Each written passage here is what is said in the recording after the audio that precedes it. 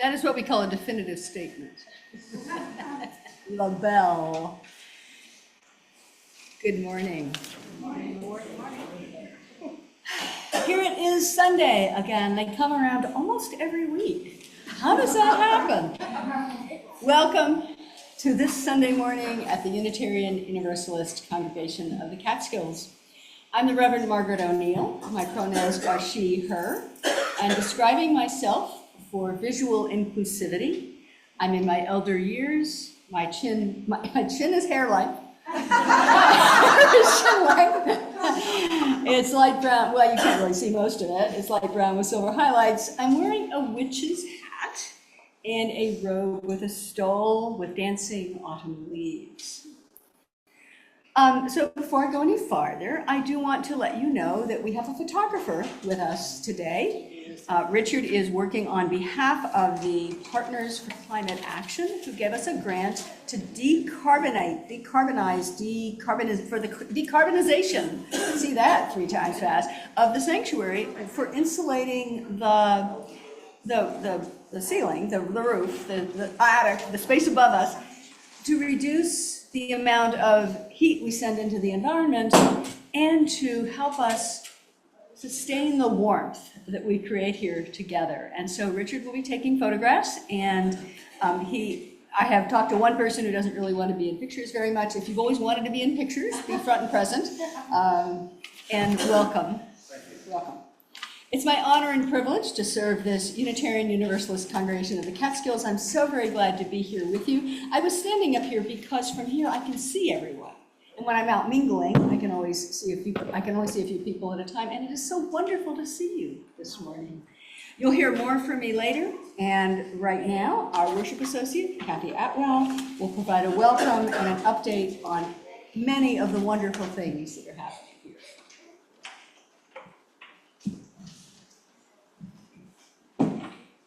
Good morning. I am Kathy Atwell. My pronouns are she, her, and I'm glad to be your worship associate this morning. I'm an elder white woman who's wearing a raggedy black wig with a beautiful black hat and a colorful stole, in keeping with the season. We welcome you this morning, those of you here in the sanctuary, as well as those joining on Zoom. If you're here in person and new to this congregation, please ask our welcoming team member, which Stu, Mary Evans, and Stu Jackson is here, as well as Reverend Margaret. And you can talk to them about signing our visitor book to receive our email news. If you're joining us on Zoom, you can visit our website, uucatskills.org, to find contact information and our latest newsletter. And you can scroll to the bottom of the homepage for the form to be added to our email news list. A reminder that all people of all ages, children, young and old, are welcome here at UU Catskills. And there's a space across the hall for anyone who'd like to hear this service, that you'll be able to move about freely. You don't have to just sit still. After the service, please stay for in-person refreshments. It's lovely, it's all set up, or for a time of connection if you're on Zoom. I have a few short announcements this morning to share with you. The first is Coco and Bruce Weldy would like to invite you to the first acoustics concert next Sunday. Joe Corkson will be performing here in the sanctuary starting at 3 p.m. Please see Coco or Bruce after worship if you'd like to buy a ticket or make a reservation to pay at the door. This is the first acoustics farewell concert next Sunday. And in keeping with the music theme, we have The Last Dance. And November 15th, we will be celebrating the sale of our beloved building with The Last Dance here in the sanctuary. Bring family and friends and dance the night away. A $10 suggested donation. Children are free. So you'll be hearing more about it in the a newsletter, but that's Friday, November 15th at 7 o'clock. Put it in your calendars. I have it in mine already. And our social action this morning, each Sunday, the Social Action Committee shares information about an event, opportunity, or idea to support our justice work beyond our four walls and inspire questions and discussions to explore during our social hour and beyond. Today, we will hear from Kathy Kessler.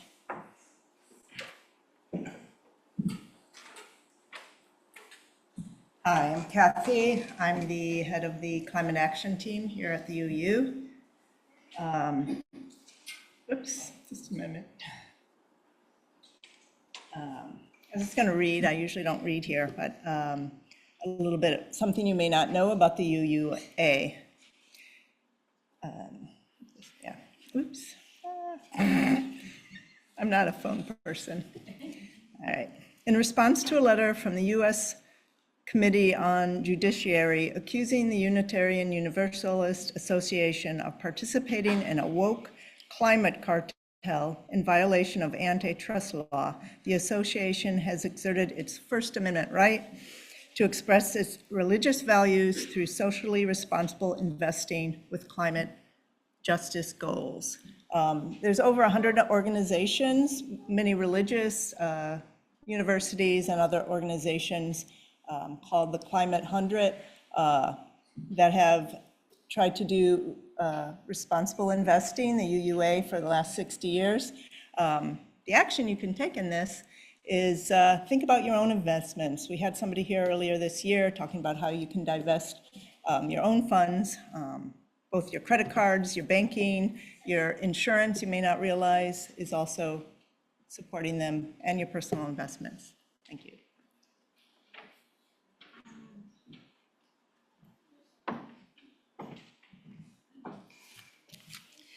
Unitarian Universalism is a liberal religious faith that carries no creed and welcomes all seekers. Whoever you are, whomever you love, wherever you are in life's journey, you are welcome here. We are guided by the values of justice, equity, transformation, pluralism, interdependence, and generosity, centered always in the power of love. We draw on many sources of wisdom and inspiration as we seek to understand the world, the universe, and the mystery beyond all human knowing. At UU Catskills, we seek to live our values in every part of our lives. We affirm that Black Lives Matter. We're a welcoming and affirming congregation of the LGBTQ+ community. We are a congregational affiliate of the Ulster Immigrant Defense Network. We are an active voice in the effort to address climate change. Our sanctuary is built on tribal land of the Lenape people, currently known as Kingston. Please take a moment, turn off your phones, put them on airplane mode or turn them off. Give yourself permission to be fully present here and now. Our prelude this morning is Four Fleeting Pieces, number 1, by Clara Schumann, played by Catherine Catabani.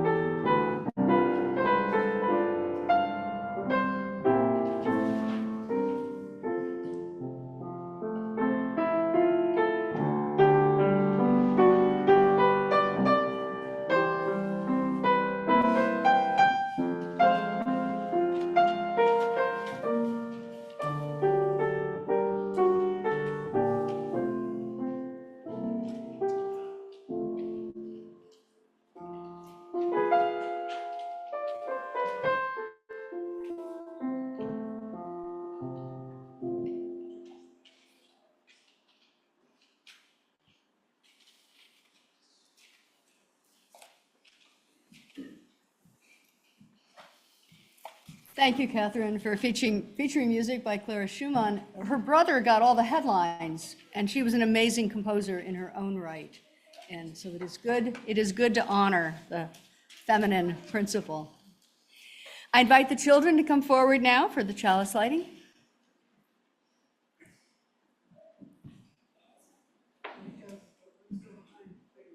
Kathy will help you with the whole light thing. The little candle doesn't have any zip today.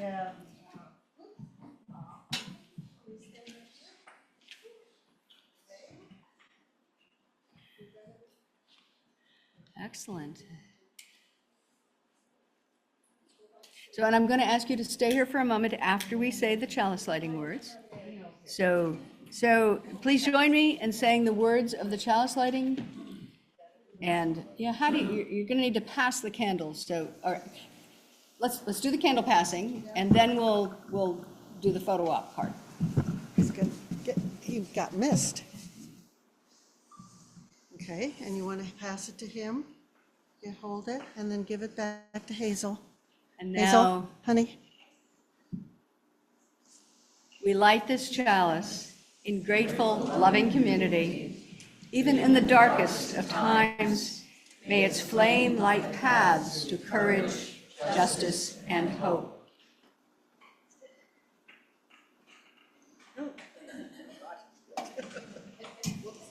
So wait. So I want to, you're all going to go off and paint, you're all going to go off and paint pumpkins. And so you won't be staying for a story, but I do want to hear from you. Who are you? So who are you dressed up as? And if you're just dressed up as yourself, that's fine too. So you want to start you, and we'll pass the mic. Harry Potter. Lucy from The Lion, the Witch, and the Wardrobe. Oh, excellent, great book. Dorothy from The Wizard of Oz. Another great story. I'm discussed from Inside Out. All right, Inside Out, let's discuss. Whoa. All right. I am myself and only me. And that is who you should be. I'm a skeleton. A skeleton. I just it by myself. All right.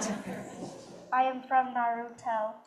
Yes, I know what it is. All right. No, I know who. It's I forgot. I don't it's know fine. the name of the person, but it's from Naruto. So, and I'm a magical witch, the magical witch of Unitarian Universalism, which we all need. So go have fun with your pumpkins and have a good time, and let us sing the children out as we do. This friendly place, love give light to every face. May the kindness which you learn light your hearts till you return. And now let us recite together our unison affirmation. The words are in your order of service. May we be reminded here of our highest affirmations and inspired to bring our gifts of love to all living beings. May we know once again that we are not isolated, but connected in wonder and joy to mystery and miracle in the universe, in this community, and in each other. I call us into sacred time with words by Reverend Kathleen McTeague. In this time of transition, transformation, this liminal time, we come together this morning to remind ourselves to rest for a moment on the forming edge of our lives, to resist the headlong tumble into the next moment until we claim for ourselves awareness and gratitude, taking the time to look into one another's faces and see their communion, the reflection of our own eyes. This house of laughter and silence, memory and hope is hallowed by our presence together. We come to this place creating a community of faith, binding ourselves in love and shared commitment. I bid you welcome to this day in the space where we gather and call sanctuary. Come, let us worship in its most ancient meaning. Come, let us worship together. I invite you to open your hymnals to number 389, unless you already know this one, which you might. And we are going to sing it once together as in unison, and then we're going to sing it as a round, and we'll be in 3 parts by the obvious sections in our space here. And we're going to have some help leading the sections. Mary is going to lead the middle section. I'll lead that one, and Catherine will lead that one. So, Catherine, you want to play it through once? Please rise in body or spirit, or remain seated if you prefer.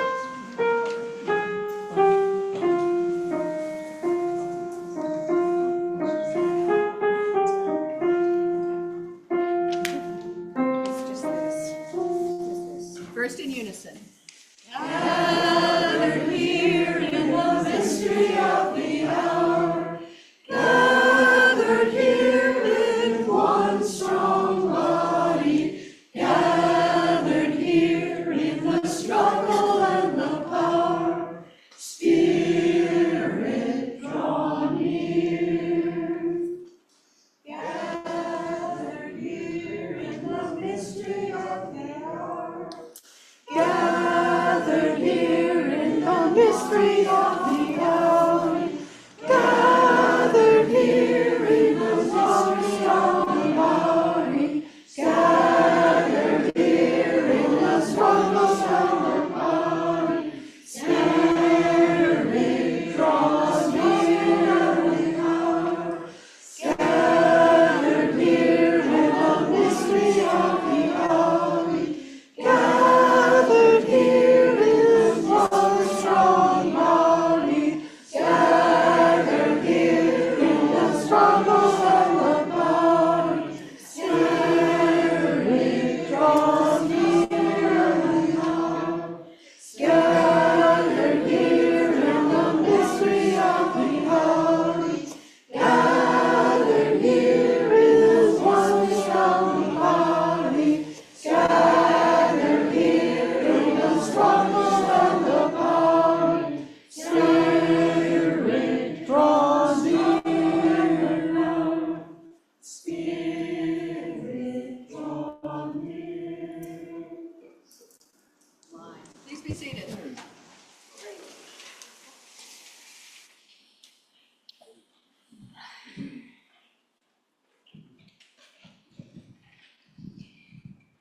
So there's a tradition in our faith movement of having a story for all ages, a time for all ages. Here it's called Not for Children Only. And you might notice that we sent the children away. So let us talk about costumes. So I invite anyone who's dressed in any way as yourself or as a mythical creature or in any other way, come forward and let's have a conversation about costumes. Anyone who's feeling brave today. And if you're not, you can just, yes, absolutely. So I see a pile of trash sitting back in the corner. Would the pile of trash like to come forward? A pile of recycling. And you can participate from there if you would like. All right. It might be hard to move with all that recycling attached.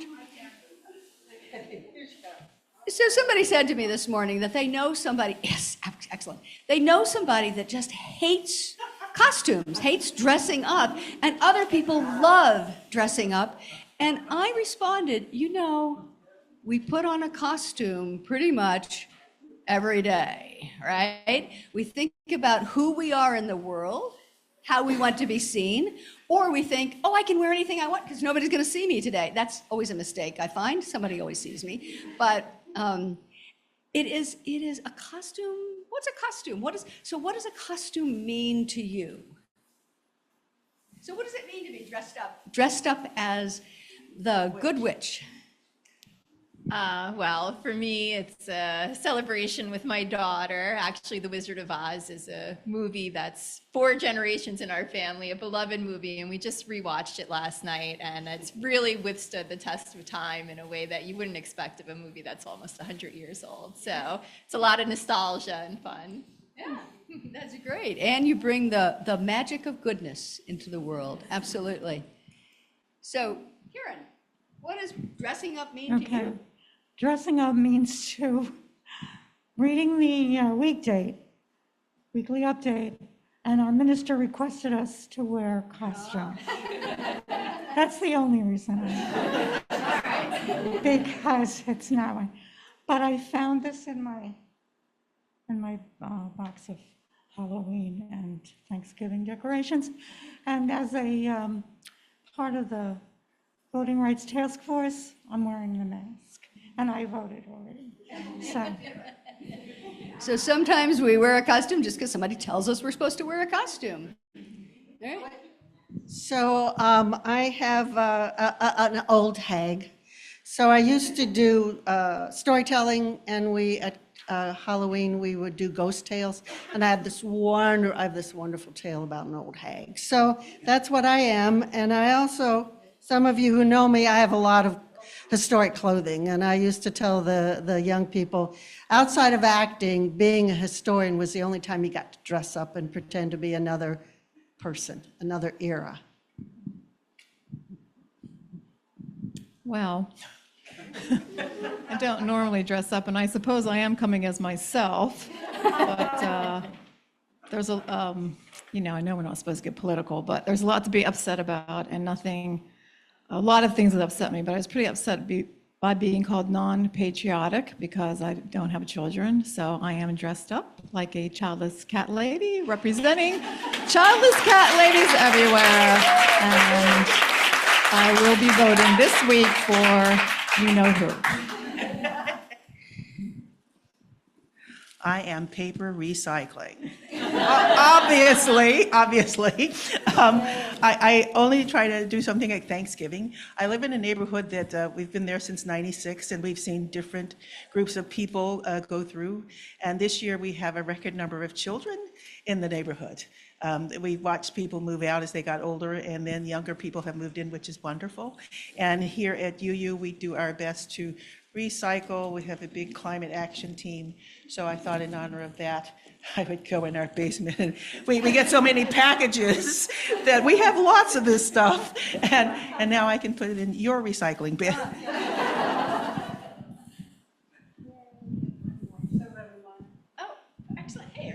Hi, so you saw Mel was disgust from Inside Out too. So on Friday I was joy, but today I'm anxiety.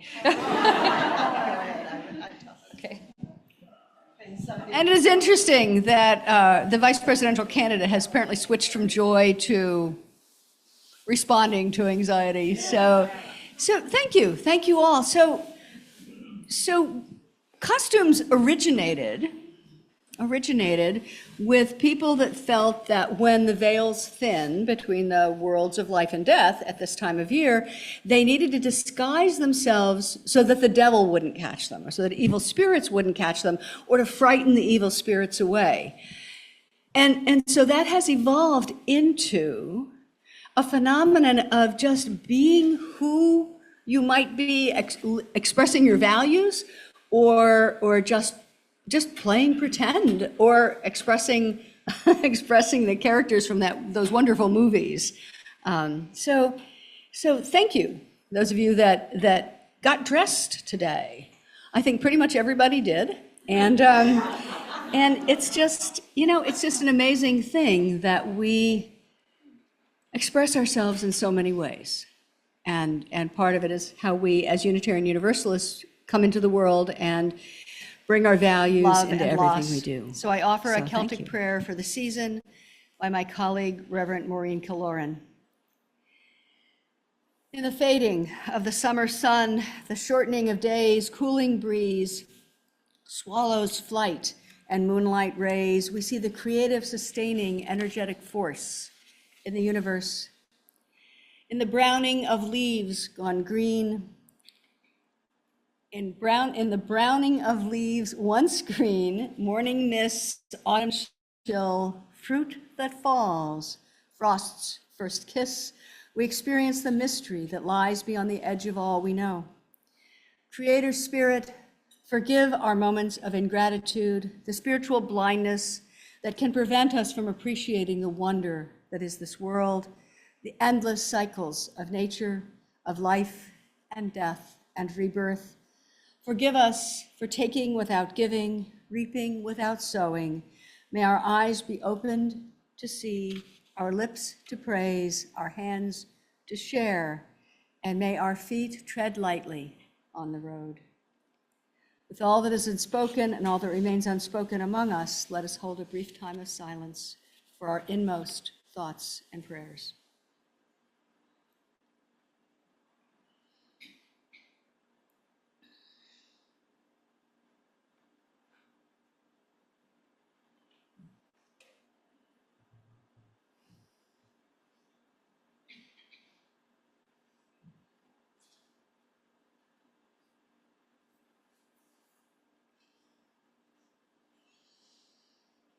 Amen, and blessed be. Each year at this time, wherever I am serving, I lead a ritual of remembrance in this time of darkening skies and of changing seasons. This is a time of remembrance, calling up the memories of those beloved to us who have left this life.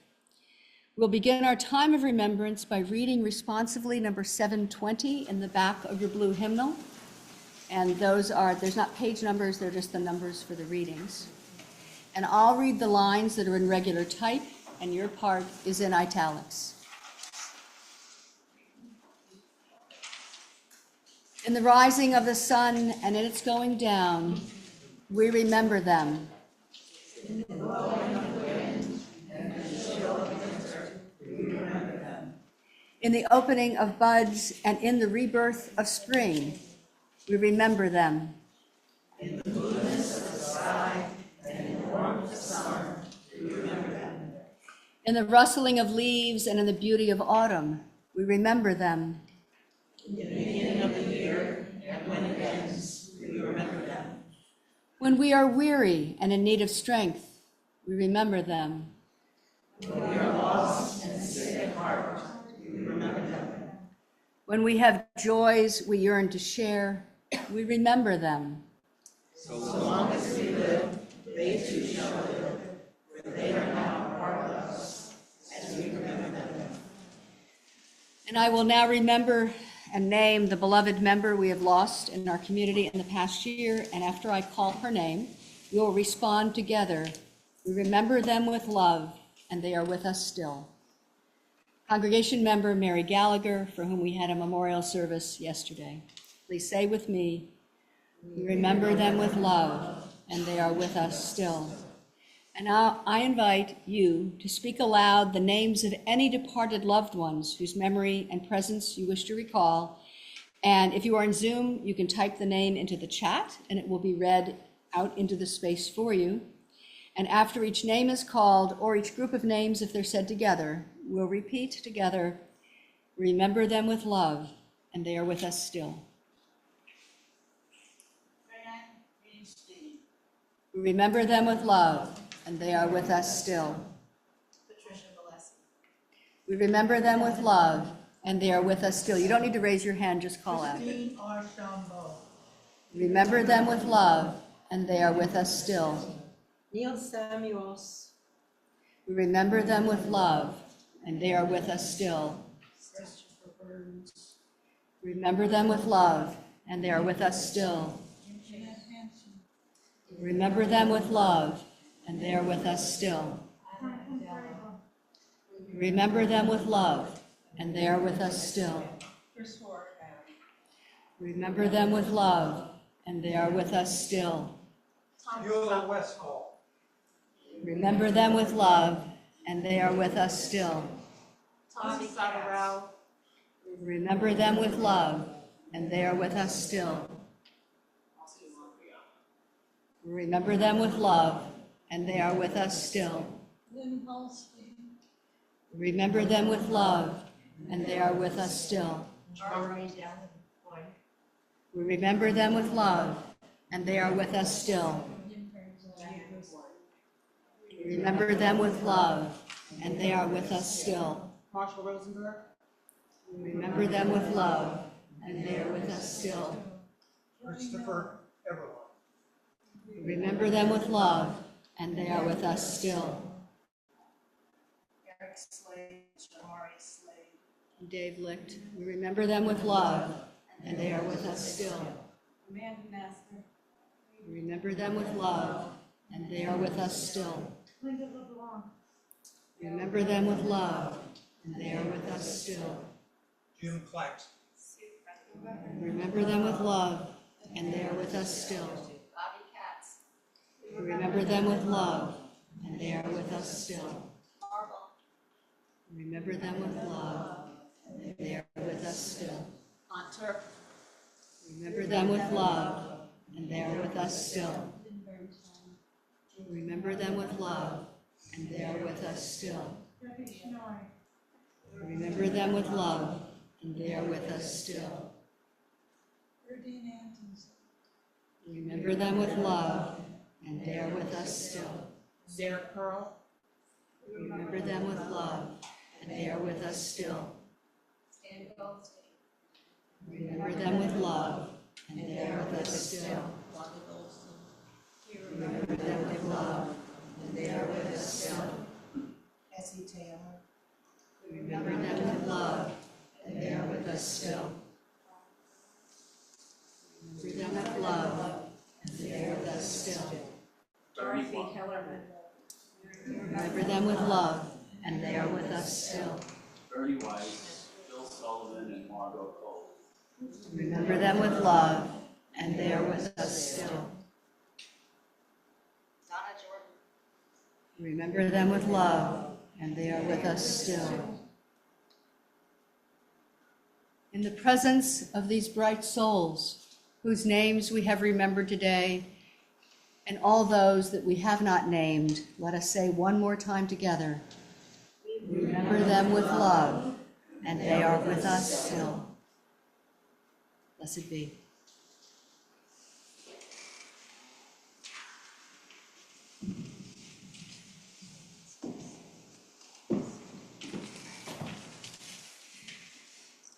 Each week, we take a plate collection to benefit the congregation and the community. We contribute to our wider community by sharing half our plate donations with 8 charitable organizations here in Kingston and Ulster County. You can give in several ways. Place cash or a check in the basket when it's passed to you, by going to ucatskills.org electronically, or you can, there's a code that you can scan and it will take you to the website. For the love and support we share with the world, please give generously. Our offertory music this morning is Come and Find the Quiet Center by Shirley Erna Murphy, and sung by our occasional choir.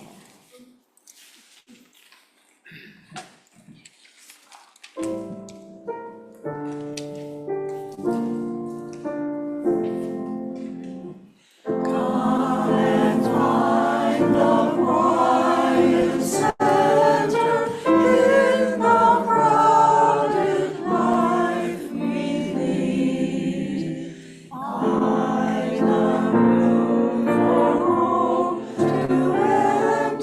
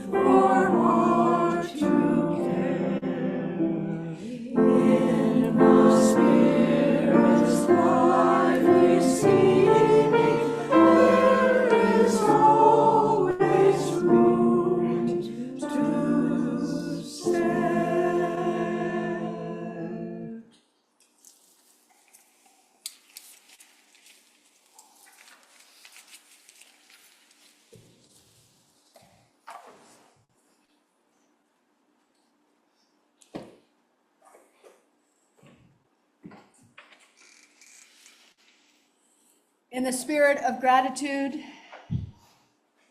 we celebrate the generosity of this congregation, the generosity of our faith to reach out to all in the world and to support our institutions which carry our message forth. Thank you.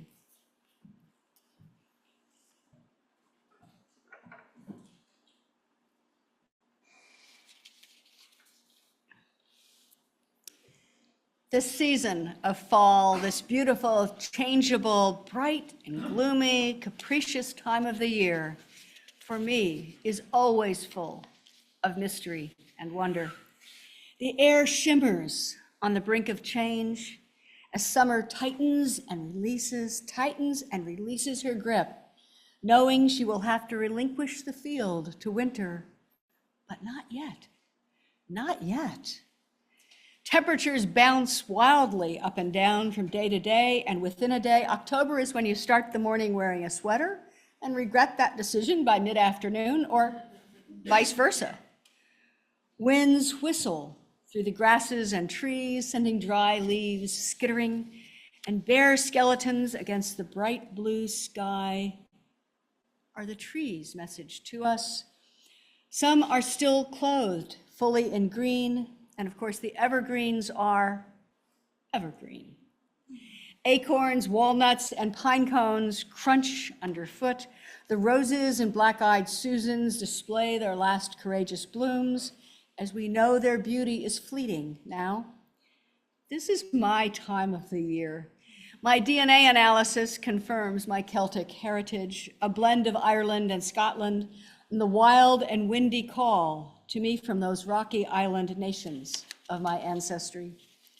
The Celtic tradition of Samhain celebrates the mystery of this time with gratitude for the bounty of harvest as we enter the season of cold and darkness. In this time, tradition has it that the veil between the planes of existence become thin, and we sense the continuing presence of those who have gone before. In this mystical time of the year, we sense the echoes from the past and know firsthand the shifting blend of the transitory and the permanent, the nature of all things of the earth. At this time of year, we find the Christian holidays of All Hallows Eve, All Saints' Day, and All Souls' Day, Dia de los Muertos in Mexico, the Babylonian feast day of Nippur, Scandinavian fire celebrations to honor the start of the winter nights, as well as the Celtic festival of Samhain. Some believe that in ancient Ireland, Samhain was the central feast day of the Celtic calendar, quote, a time when the barriers between this world and the other world temporarily disappeared so that the living and the dead could meet. In the ancient traditions, this time of year marked the end of the growing season, the end of reliable light, warmth, and nourishment close at hand, and the beginning of the annual decline into darkness, cold, hunger, and death. As one author described it, quote, by the halfway point of fall, we are surrounded by an ambient prescience of impending death, death and decline, death and disappearance. The sun seems to be dying as we approach the winter solstice, 6 weeks away. Our world is steeped in deep shadows. The light decreases daily, dimming toward the shortest, darkest day of the year. And the year itself is reaching the end, drawing to a close, another cycle conducting its course, end quote. As the days grow shorter and the leaves fall, impermanence is evident all around us, and we hold in our deepest heart that first moment in which we understood about transience, about death and loss, the moment when we came to know that our beloved family and friends and pets, even we ourselves, are not permanent, and that everything changes beyond our control. Some belief systems, teachings about heaven or reincarnation, provide a way to retain a sense of control, reassuring ourselves that some things may be permanent, especially the loving connections that sustain us. So also we create our celebrations of life and loss, our acts of remembering. In the time of Samhain, the veils between the lands of life and death become more permeable so that the spirits may move across for a visit with those they love, enjoy the sunshine and the flowers, share a meal, and then peacefully cross back over into their proper realm. This is the meaning of the Day of the Dead celebration in Mexico, Dia de los Muertos in Spanish, that honors the ongoing connection between the living and those who have died, as they set up altars in the home or in the cemetery with flowers and feasts featuring the departed loved ones' favorite foods, which they eat on the behalf of their loved ones. What a beautiful tradition to celebrate the cycles of life and death, hope and despair, a perfect time to be with the bounty of nature, human creativity, the cycles and rhythms of the seasons. Reverend Meg Riley, who was minister of the Church of the Larger Fellowship, wrote of being present to the death of her mother as, quote, waiting for a gateway to open between the visible world of earthly living and the infinite world of stars and canyons, the mystery from which we are born and to which we return. Because, as she says, we are all coming and going all the time. Life is a rhythm of transitions held by those two major journeys into infinity, birth, and death. In this mystical season, the descent of the winter, dark and cold, awaken in us a primordial sense of our own mortality. It feels more important in this season to connect as we can, acknowledging our bonds to friends and family on the earth, and to connect with those who have gone before, our beloveds, our ancestors. As an elder explains the belief system underlying the Mexican Dia de los Muertos, in our tradition, he says, people die 3 deaths. The first death is when our bodies cease to function, when our hearts no longer beat of their own accord, when our gaze no longer has depth or weight, when the space we occupy slowly loses its meaning. The second death comes when the body is lowered into the ground, returned to Mother Earth, out of sight.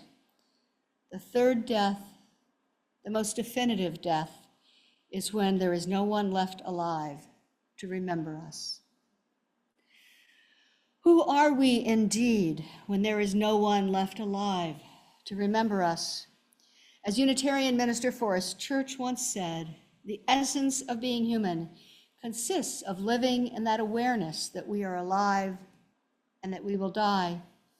We make choices how to handle this reality in our lives, the inevitability that not only are we destined to lose to death those we love, but also to lose ourselves, in a manner of speaking.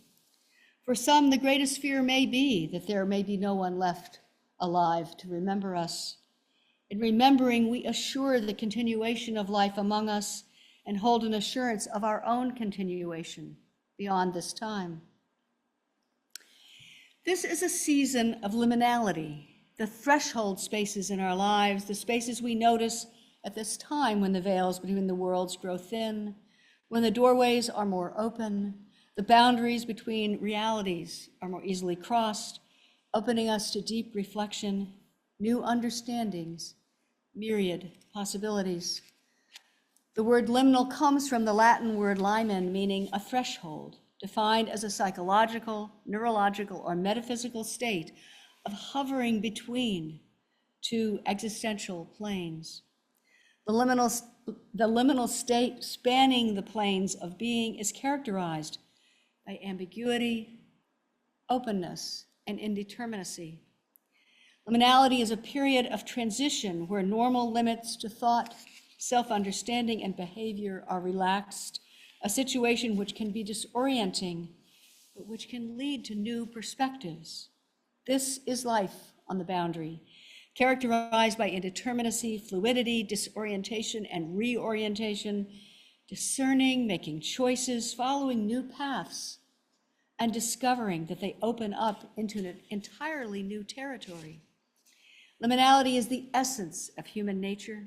We are part of an organic process of ebb and flow, constantly changing right down to our very cell structure.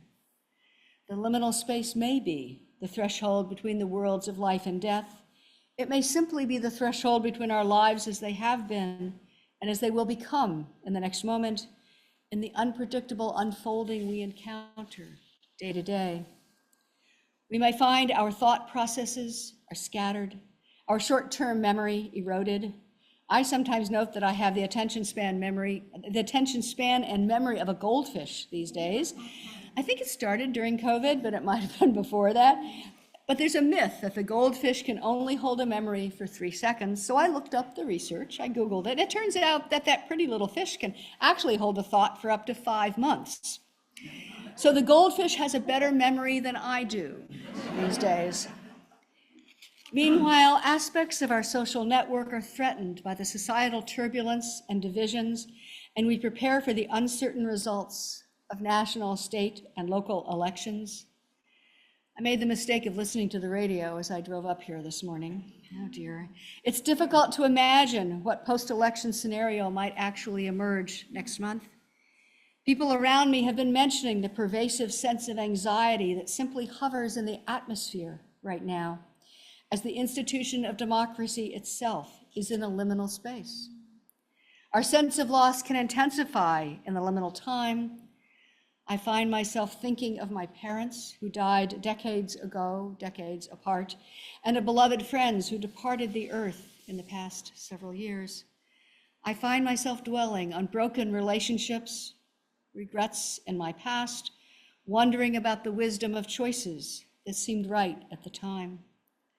As Jefferson Airplane famously sang, logic and proportion have fallen sloppy dead as we wander beyond the looking glass. So many assumptions and expectations upended or in an unknown tension. Ambivalence in a time of uncertainty can immobilize us. We are liminal beings exploring new thresholds, perhaps not so much beings as becomings, emerging into some new space, new identity, new possibility. How do we live in this sort of liminal space, which is both seasonal and institutional in these times? Deepening into mystery, this time of growing darkness around us, perhaps within us, we find we are no longer who we were, and we are not yet fully who we will become. The liminal space creates uncertainty, releasing the old while the new is not yet in place. This is a time to explore the transitory and the permanent, our compensations and our commitments, our disappointments and our dreams. Yes, this is a time to relish the mystery of the season, to remember the past and especially those who have been lost to us, to remember what they most loved in life, to celebrate the time we had with them. And in remembering, we reach across the threshold. We invite the beloved spirits back to connect with the love that continues across time, the power of connection that transcends loss, that transcends even death. And yes, this is a time to remember our dreams, to cherish and live into our commitments and our hopes. We can find hope in the new and growing awareness of the difficult realities in our world, in rising activism to address patterns of oppression and hate, in the sustaining community we create with each other, in the breath that carries us, one breath at a time through life. And yes, this is a time to explore what may be possible, a time to say yes to what is emerging within and among us. The liminal space can be full of delightful surprises and new unfoldings that surpass our wildest imaginations. The liminal space calls for our response, our affirmation that we will proceed with courage into the unknown, in the struggle and the power, that we will face the uncertainty, the ambiguity, the indeterminacy, even the unsettling disorientation of the transitional time. And now is the time for us to choose, choosing to move with grace into the emerging space across the threshold, to say yes to the new, yes to being open and a little bit experimental, yes to stretching into new ways of being. We can affirm our yes to life, to truth, to love. And so I invite you now to rise in body or spirit to join in our closing hymn, number 6 in your hymnal. Just as long as I have breath, I will answer yes.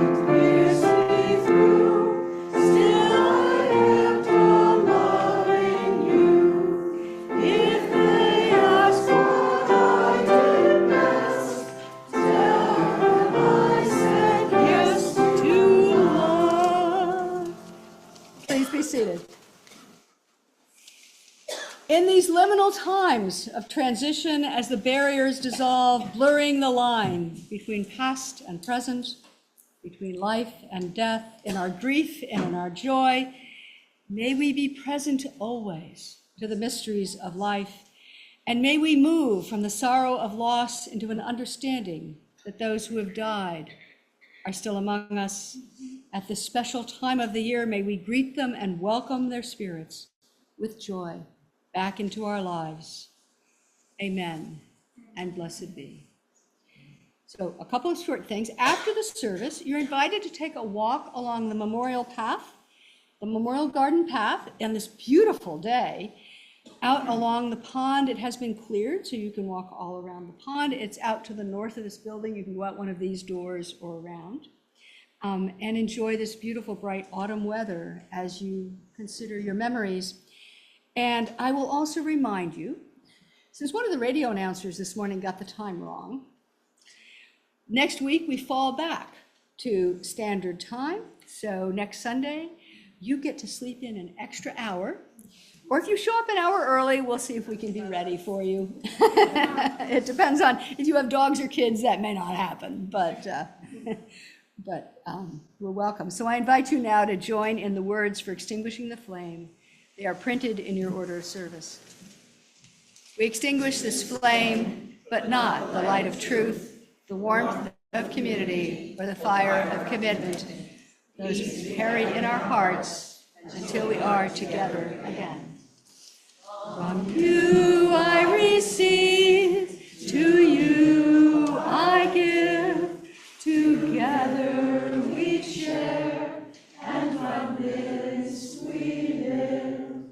From you I receive, to you I give, together we share, and from this we live. And there is a wonderful thank you to Karen and everyone who helped set up